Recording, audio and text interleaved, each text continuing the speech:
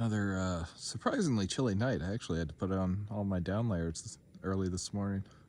And now it feels like the season has truly started because my CNOC has a pinhole leak, and now my stove seems to be leaking even when it's off. I keep smelling gas in between cups of coffee.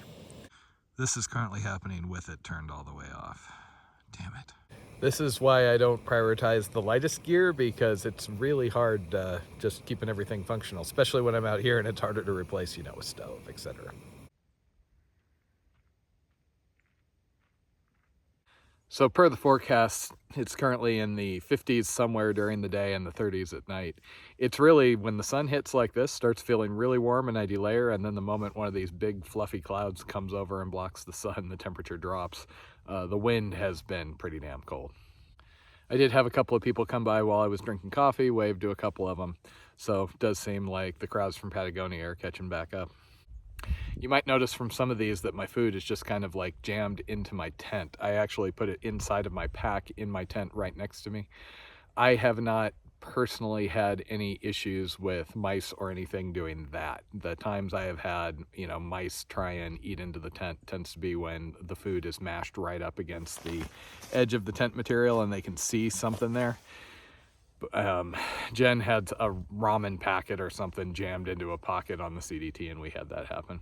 I do own one of the rat-proof Ursac models. I've played with it off and on, but I don't personally find those really useful.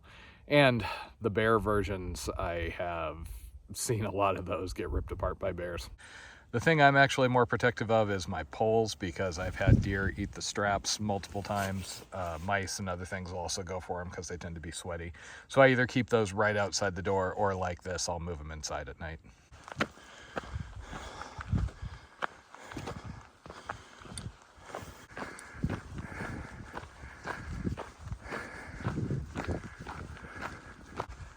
So I think if there's one thing I'm really going to miss this year, it's going to be not getting to experience that kind of group excitement everybody has near the termini of the big trails. I mean, people are obviously excited here. 800 miles is nothing to sneeze at, and for a lot of people this is their first through hike or a big through hike, etc., etc.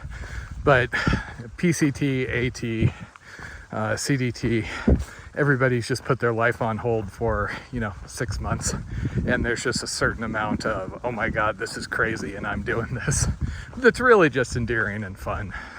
I don't think I'll ever forget on the Eastern Continental Trail reaching the start of the AT, which was 1900 miles in for me, so I was well and settled by then, and just talking to all the people who it was their first week and they were on their third zero and all this stuff. Man, forecast doesn't say anything about rain, but I guess we'll see. Of the people I've met and chatted with on this trail, a higher percentage of them seem to be section hiking, either just like a passage, car to car, or just planning to do part of the trail. So I'm meeting some neat people. But like I said, I just miss all that starting a big trail energy.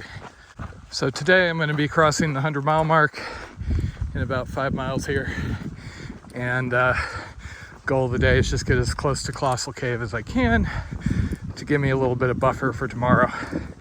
Basically, I'm going to need to spend a couple of hours there charging a battery. My 10K is still untouched, but my 20K is down to 2 dots, which means I may not even get another charge on my phone.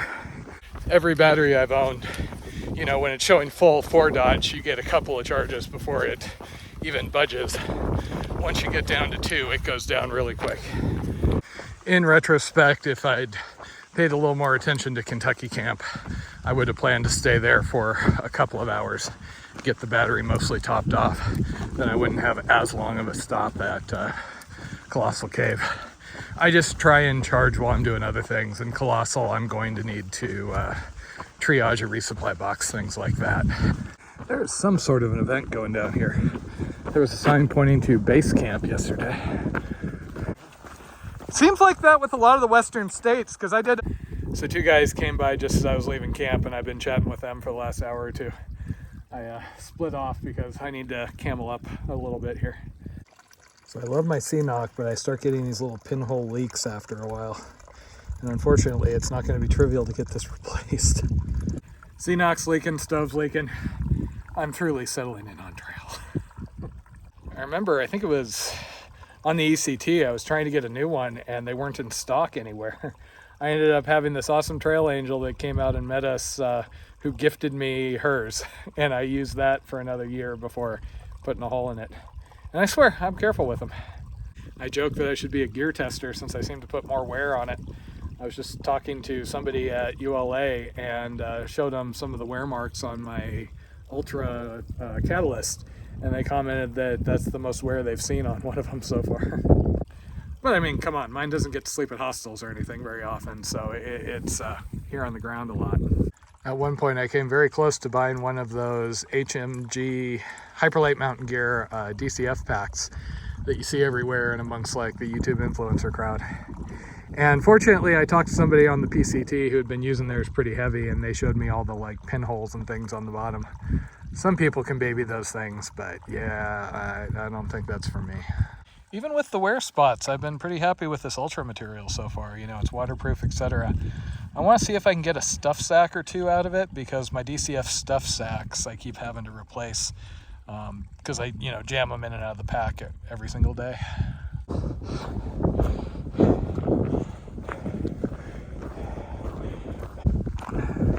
Yes, I am human.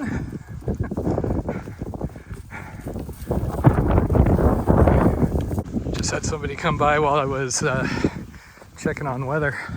Recognized me, but just my voice. So apparently I look different.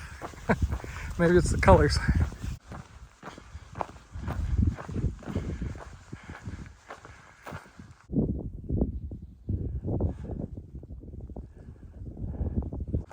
Looks like the Ocotillo is getting closer to bloom.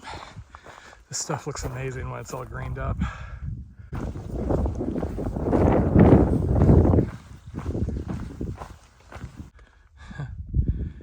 Not recommended, huh?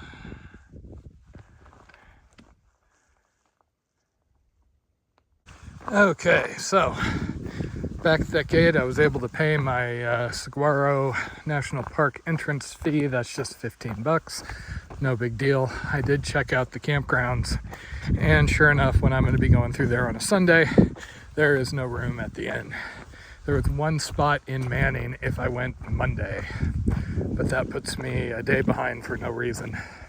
So it looks like trying to day hike the entire thing is pretty much the only option here. Yeah, so this isn't exactly my favorite water source, but oh well, drank worse, right? So that's 83, you can see the vehicles on. And then behind that a ways is actually Interstate 10.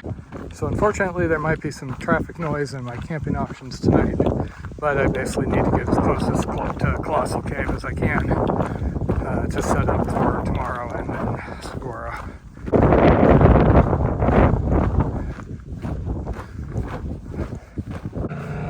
Okay, and here would be my water stop for the night. So this is an example of a cache that's very well appreciated. This section, even after all the rain, doesn't have much in the way of water. There was also another trail register here, and as you can see, there's a lot of different groups coming through.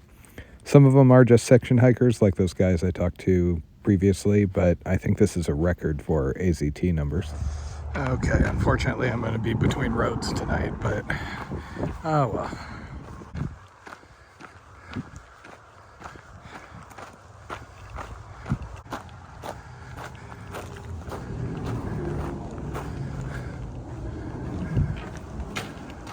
Best time of the day. I always do good mileage this time of night.